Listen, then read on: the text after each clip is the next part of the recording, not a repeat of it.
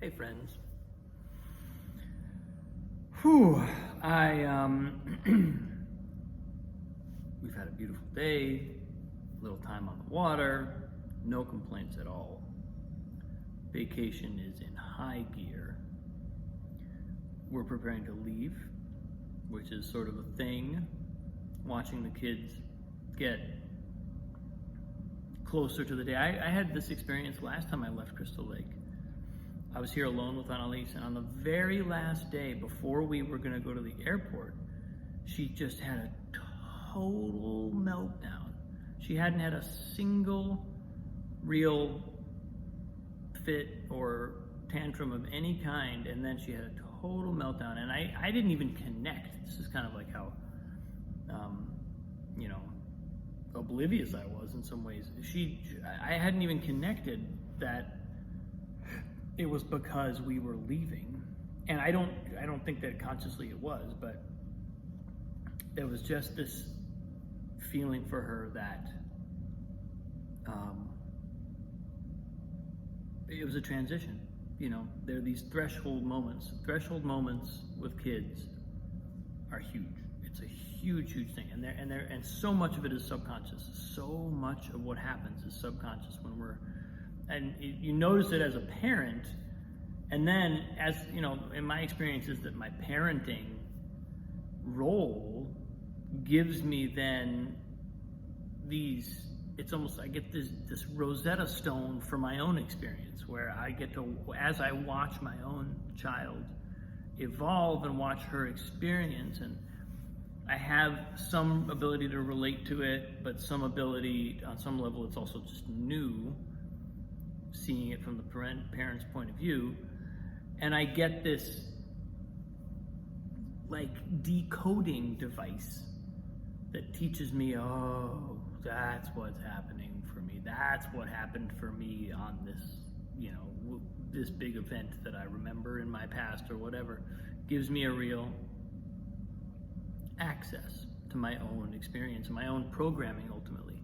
That's what's so interesting about it, is it lets me, as I sort of watch my daughter negotiate these moments, I get to then also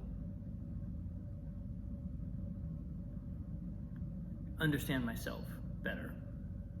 So, none of that is what I really intended to talk about, but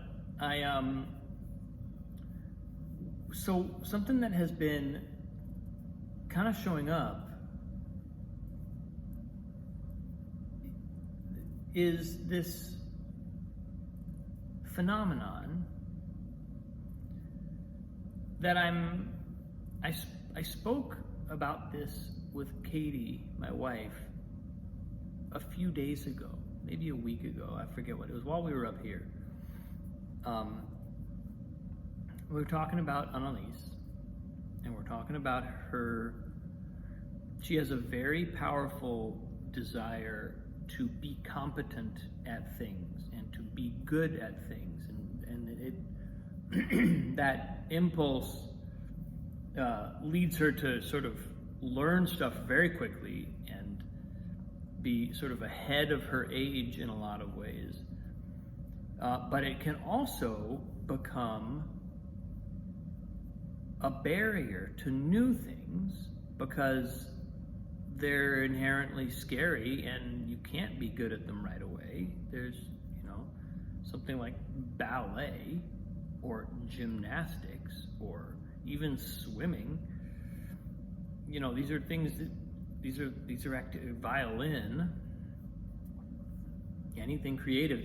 These are things that take, obviously, we all know, a lot of time and a lot of practice and a lot of being not so great at it yet. There's a timeline there of growth, and so the expectation that we're going to be good, or the kind of like this compulsion to be good at something can be a barrier.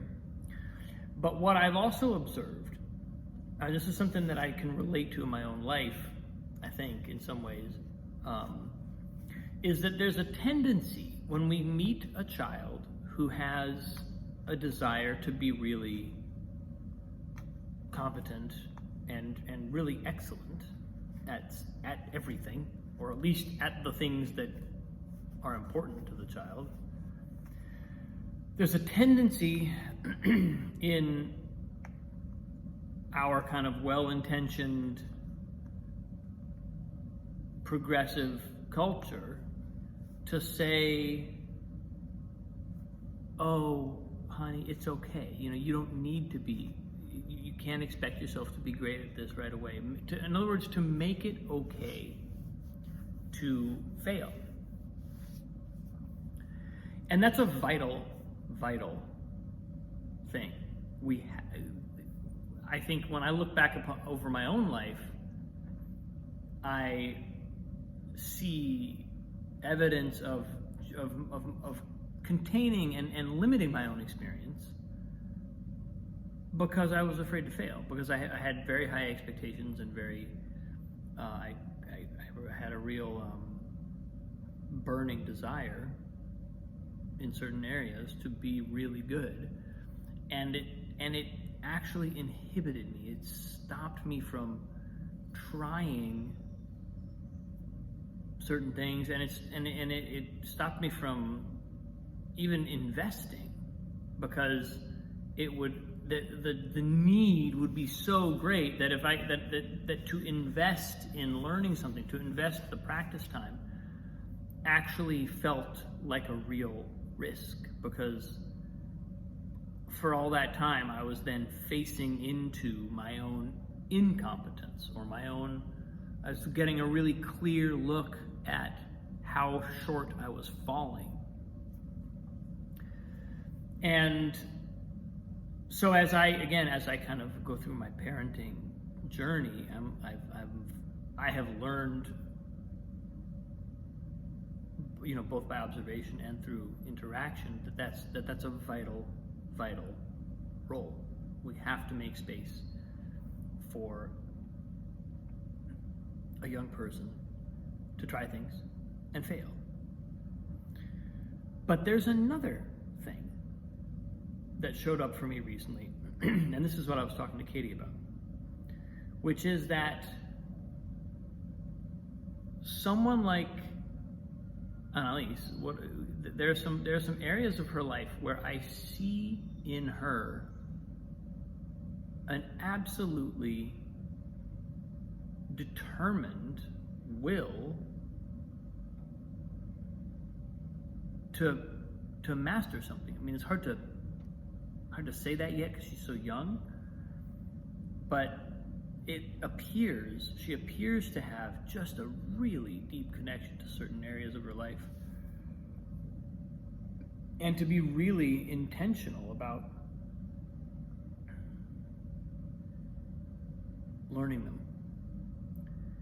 And what showed up for me in and around a conversation about this was, while it is important to help young people be okay with failure and even embrace failure. I mean, the way I teach piano, I talk about the difference between performance mode and discovery mode, where performance mode is the mode in which we feel like we're always in a performance.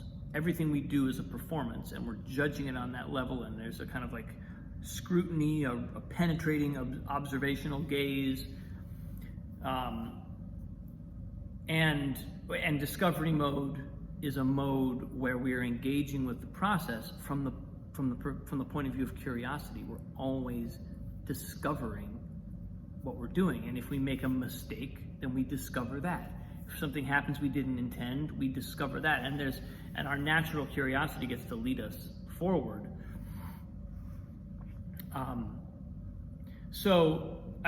Anyway, that's in my own teaching. I have some experience with this as well, but there's another level to a child, or there's another level on which I'm beginning to perceive a young being with certain intentions that don't seem like they're coming from her parents. It seems like this is stuff she came into the world with. And what I recognized is that it's not simply important. It's not enough to simply make it okay to fail.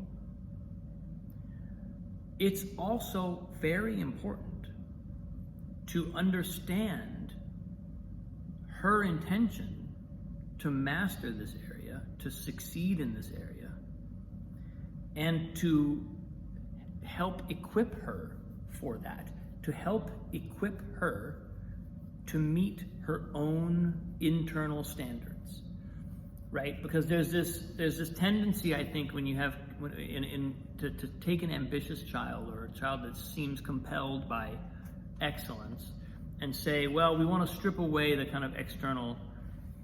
We don't want them to. We want to like give them the freedom to not be too perfectionist. We want to give them permission to fail, give them permission to play. And I think I'm identifying that as something that is, I consider it ubiquitous. I'm sure that there are many parts of the world and parts of our culture where it's not necessarily that prevalent. But in the circles that we're in and just the kind of people we gravitate towards and who was in our family and whatnot, that's certainly the tendency, is to want to make space for the child to be okay playing, failing, not needing to be excellent in order to enjoy something. But what struck me recently is I don't think I'm imposing my desire onto her to be excellent. I don't have that. So it's coming from her.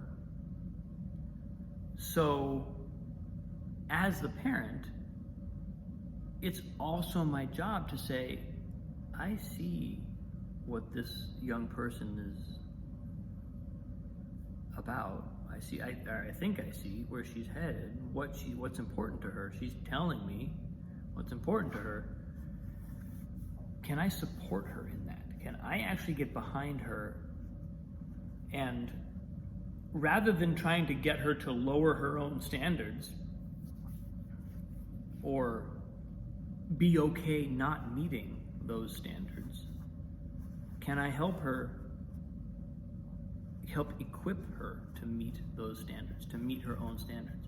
That's a big thing, and it's an interesting shift in my own thinking about this, because I don't necessarily hear that articulated as frequently as I do the other aspect, like the making it okay to fail aspect, which again is super important. But as I've been engaging in these conversations with other parents and looking at other kids and talking about other kids, I'm just realizing there's also an element of this other thing where, what if this really is this? What if these really are this child's own standards? What if she's telling us what she expects of herself? Can we help make that okay? Not need to make it okay by saying you don't have to be excellent, but make it okay by saying, I can tell you want to be excellent. I can tell it is your purpose. This is your thing. I'm gonna help you I'm gonna help that happen, because it's a kind of like, it's counterintuitive, because it's like on one level you might think, okay, well then am I gonna be applying pressure as the parent? Well, no, that's not the idea.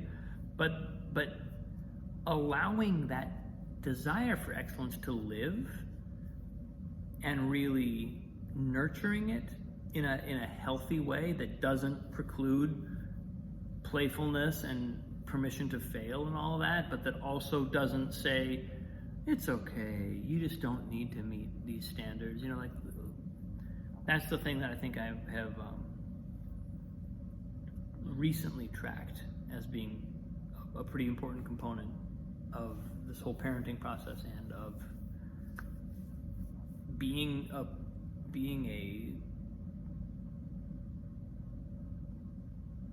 a custodian of a young person, being a parent of a young person, being responsible for their journey for at least a portion of their life, helping them get to where they can continue this journey on their own. Allowing for excellence feels important. Allowing for that desire for excellence. So I'm appreciating that and just sitting with that over the last day or couple days. So that's what I got today, folks. Sometimes it's a parenting blast that comes through. Thanks for watching. So much love. Appreciate you.